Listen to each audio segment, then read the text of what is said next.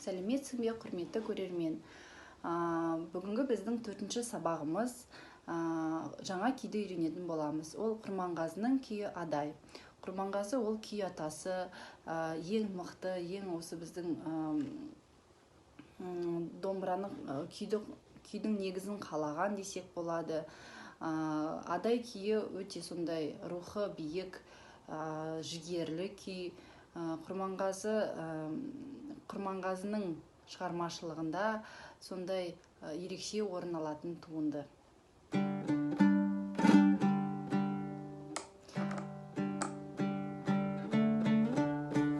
Ендеше негізі Құрманғазының күйі Адай ол 4 бөліктен тұрады. Біз оны 4-ке бөліп өтетін боламыз. Бүгін бірінші бөлімі сіздерге қазір ойнап көрсетейін. Немесе қазір сіздерге басынан бастап аяғына дейін ойнап, одан кейін 4 бөлікке бөліп, бүгін бірінші бөлімін өтеміз.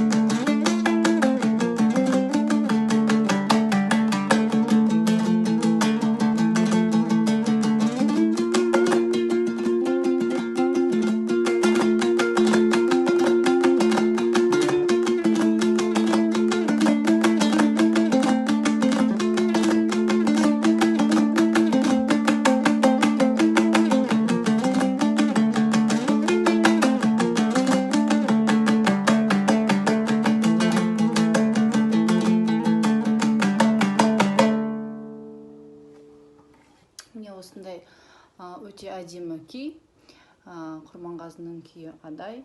Енді бірінші бөлімін үйренуді бастайық.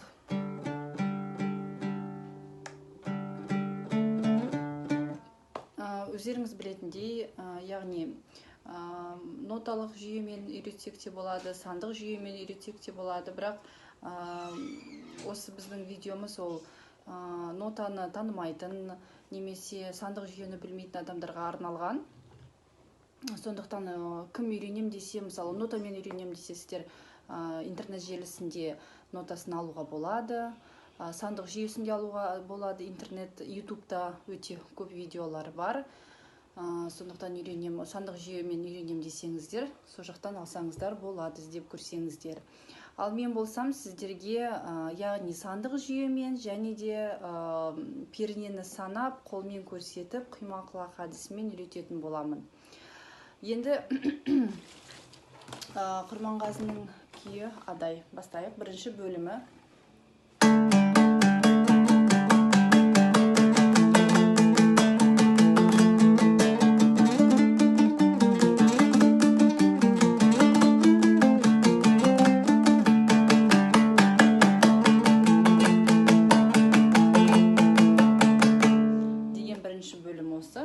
Енді қараңыздар, домбыраның мойны, домбыраның мойнында 19 пернесі бар. Төменгі шек және үстіңгі шек. Үстіңгі шек және төменгі шек. Енді біз қазір осы домбыраның 19 пернесінің осы жерден санағанда бізде мысалы мынау бірінші перне, мынау екінші перне болып саналады, иә. Екінші пернесіне былай да көрсетсек болады. Мысалы мына жерде нүктесі бар. Екінші міне нүктесі бар. Яғни бірінші нүктесі бар. Енді осы бірінші нүктесіне, яғни екінші пернеге бірінші саусақпен басамыз, міне. Міндетті түрде басқан кезде подушечками дейді, саусақтардың жұмсақ етті жерімен басамыз. Міндетті түрде саусақ деген бірінен кейін бірі тізіліп тұруы керек. Бас бармақ екінші саусаққа қарама-қарсы. Содан кейін бірінші саусақпен басқан кезде, сұқ саусақпен басқан кезде, міндетті түрде, вообще любой саусақпен бассаңыздар да, сондай қатты басу керек пернені, яғни сонда дыбыс нық шығады, және сіздер өздеріңіз шатасып кетпейсіздер. Күйді жаттаған кезде, бірнеше рет ойнаған кезде солай нық басып қаттылы ұстасаңыздар жақсы болады, дыбыс өте әдемі. Яғни бірақ қолды қыспау керек. Мына жерді саусақтарды қыспайсыздар, тек қана осы подушечкалармен қаттырақ ұстайсыздар. Бас бармақ ол демеп тұрады, қалғандары төменгі шекте тұра береді. Енді осы бірінші сұқ саусақты екінші пернеге қоямыз да, бірге, екіге деп санаймыз. Қағыс төмен, жоғары, төмен, жоғары. Қараңыздар. Бір, сосын екінші қағысына ашамыз. Жоғары. Төмен, жоғары. Сонда болады. Бір, ге, екі, ге. Қайттан көрсетем, екінші пернеге. Бір, сосын ашамыз. Ге, екі, ге. Одан кейін қараңыздар. Бір төмен, үш жоғары болады. Бір, ге, екі, ге. Көрдіңіз ба? Екіншісіне бізде последний қағысына, ақырғы қағысына біз ашып жібердік. Бір, ге, екі, ге. Одан кейін қараңыздар. Бір, ге, тағы да көрсем. Бір, ге, екі, ге. Одан кейін бір, ге, екі, ге. Міне осылай қостық, иә, біріншісін және екіншісін. Міне тағы да бұл бізде, это у нас вступление. Мен қазақша, орысша араластырып айта беремін. Это у нас вступление, это у нас первая часть. Сейчас будем учить первую часть, да. Коротко скажу о том, что надо крепко нажимать пальцы, подушечками пальцев нажимать обязательно. И чем крепче, тем лучше будет звук звучать. Ни в коем случае пальцы зажимать нельзя. То есть вот фаланги все должны быть свободные, только вот подушечками крепко нажимаем. Большой палец у нас вот стоит напротив второго пальца, как вы видите. И это у нас, она как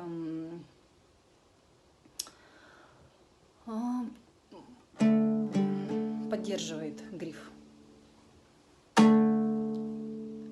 И начинаем, смотрите. Раз, и, два, и. Вниз, вверх, затем раз, и, два, и. Один вверх, один вниз и три вверх. Последний открыли, да? Еще раз сначала. Раз, и, два, и. Раз, и, два, и. Осыдан кейін біз қайтадан қайталаймыз біріншісін. Қараңыздар. Раз, и, два, и. Затем раз, и, два, и. Бас бармақ бірінші саусаққа қарама қарсы осы үстіңгі шекке біз жаптық. Міне. Яғни бағана біз ашсақ төменгі шекте, енді екінші рет ойнаған кезде біз жабамыз. Бір, ге, екі, ге. Бір, ге, екі, ге. Аштық. Енді екіншісін қайталаймыз. Бір, ге, екі, ге. Сосын бір, ге, екі, ге. Бас бармақты жаптық. Одан кейін екінші саусақпен үшінші пернеге жоғары ішектің үшінші пернесіне басамыз. Міне осылай болады. Және бас бармақты басып тұрамыз да, енді мынау бірге ойналады, қараңыздар. Бірге. Міне, бас бармақ, и қайтан төмен. Екінші саусақты қоямыз, е. Бірге, екіге. Бас бармақты қойдық, е. Қайтан міне, екінші саусақты жаптық үшінші пернеге, сосын бас бармақ, и қайтан жаптық. Бірге, сосын бас бармақ, екіге, сосын бірінші бас бармақты ашамыз да, бір төмен, үш жоғары. Қайттан жабамыз. Тағы да көрсетейін. Бірге, екіге, бірге, екіге жаптық. Түсінікті, е? Ол біріншісі болады. Одан кейін енді екіншісі қайталаймыз.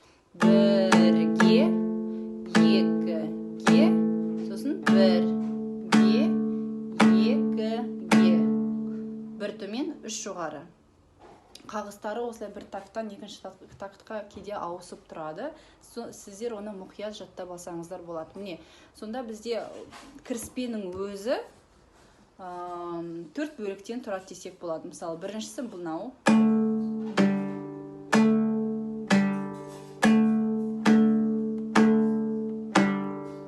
Ашып жердік.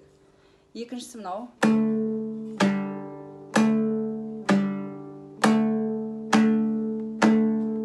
Не, бас бармақты жаптық. Бұл екіншісі. Енді үшіншісі.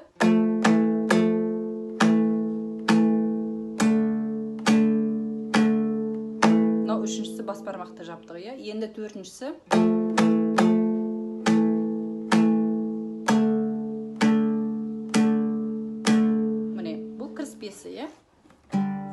Бірінші мен екінші кіріспенің ішінде бірінші мен екінші бөлімдерде, мысалы, бірінші қағыстары ұқсас. Төмен, жоғары, бір төмен, үш жоғары. Қайтан төмен, жоғары, бір төмен, үш жоғары. Үшінші мен төртінші ұқсас. Мысалы, осылай тезірек ойналады, е? Бірге, екіге, бірге, екіге, қайтан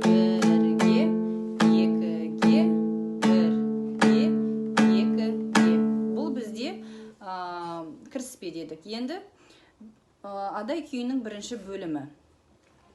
Темасы десек болады, е. Оны енді қараңыздар. 1, 2, 3, 4, 5, 6, 7 пернеге. Және 7 пернеге екінші саусақты қоямыз да, үстіңгі шекке бас бармақты қоямыз.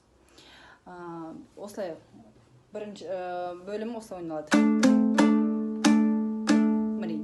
Қараңыздар, енді екінші саусақты қойдық, бас бармақты қойдық.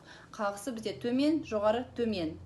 Бірінші төмен, сосын бірінші саусақты 5-ші пернеге қойдық, жоғары, сосын қайттан екінші саусаққа оралдық, 7-ші перне. Сонда осылай болады. Екі жоғары. Санаған кезде бірге, екіге болады. Тағы да көрсетейін. Бірге, екіге. Түсінікті, е? Тағы да көрсетейік. Төмен, бірге, екіге. Сосын ауысамыз. 4-ші саусақты 7-ші пернеге қоямыз. Бас бармақты 5-ші пернеге үстіңгі шекте, е? Бас бармақ бізде осы үстіңгі шекте жүре береді. 4-ші саусақты біз 7-ші пернеге қоямыз. Қағысы бір төмен, үш жоғары. Бірге, міне қараңыздар, бір. Сосын 3-ші пернеге 1-ші саусақпен бастық. Бас бармақ орнында қалды. Көрдіңіздер, е? Бірге. Одан кейін осы бірінші сұқ саусақ тұрған жерге 2-ші саусақпен ауысамыз. Міне осылай тұрды ғой, е? Оған біз 2-ші саусақпен ауыстық. Және бас бармақты оған қарама қарсы қойдық. То есть 3-ші пернеге үстіңгі шекке біз бас бармақты қоямыз, төменгі шекке 2-ші саусақты қоямыз. Сосын сұқ саусақ 2-ші перне. Сонда осылай болады. Бірге, екіге. Тағы да көрсетем. Бірге, екіге, мінекей. Сонда міне тақырыбынан бастайық қайттан. 7-ші пернеге қойдық. Бас бармақпен 2-ші саусақ. 1-ші саусақпен ауысады, 1-ге, 2-ге ауысамыз. Осы 7-ші пернеге 4-ші саусақ. 5-ші пернеге үстіңгі шекке бас бармақты қоямыз. 1-ге, 2-ге. Сонда бұлай болады.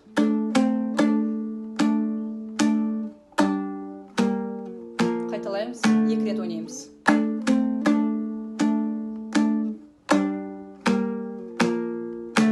Міне, түсінікті, тағы да. Ол бізде 2 рет қайталанады.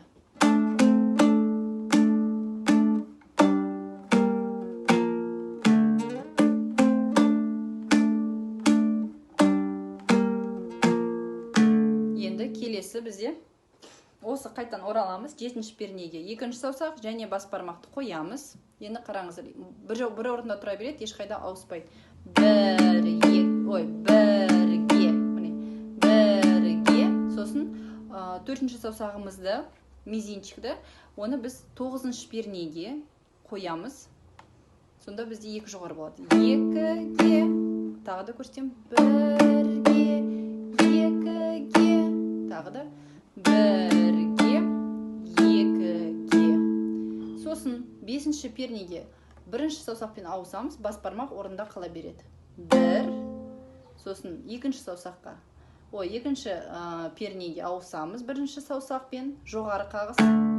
Сосын қайтан қасында 3-ші пернеге. Көрдіңіздер, осы 2-ші саусақты және бас бармақты біз 3-ші пернеге қойдық. Сонда бұлай болады. 7-ші пернеге 9-шы. Енді 1, 2-ші перне. Тағы да. Тағы да.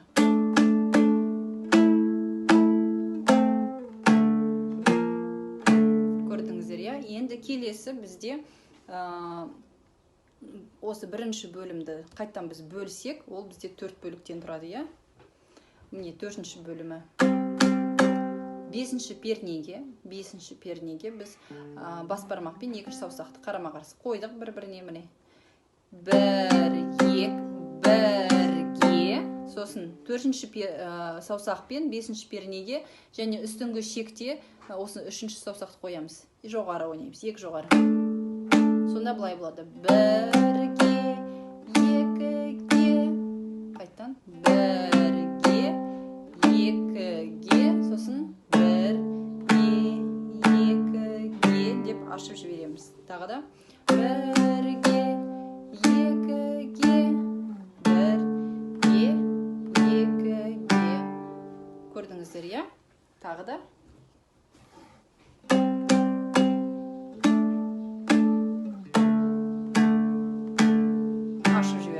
Енді қайттан басынан бастап көрсетейін.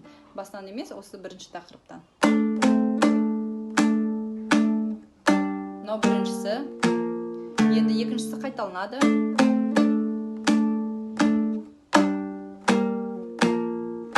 Енді 3-шісі.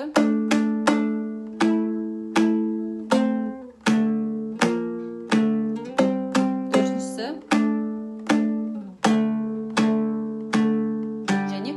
Қайталанады. Енді 2-шісінен қайталанады. Қайтаны жабамыз. И бір орнына қаламыз. Түсінікті, Осымен бірінші бөлім аяқталы. Келесі сабақта сіздермен 2-ші бөлімін өтеміз. Сау болыңыздар.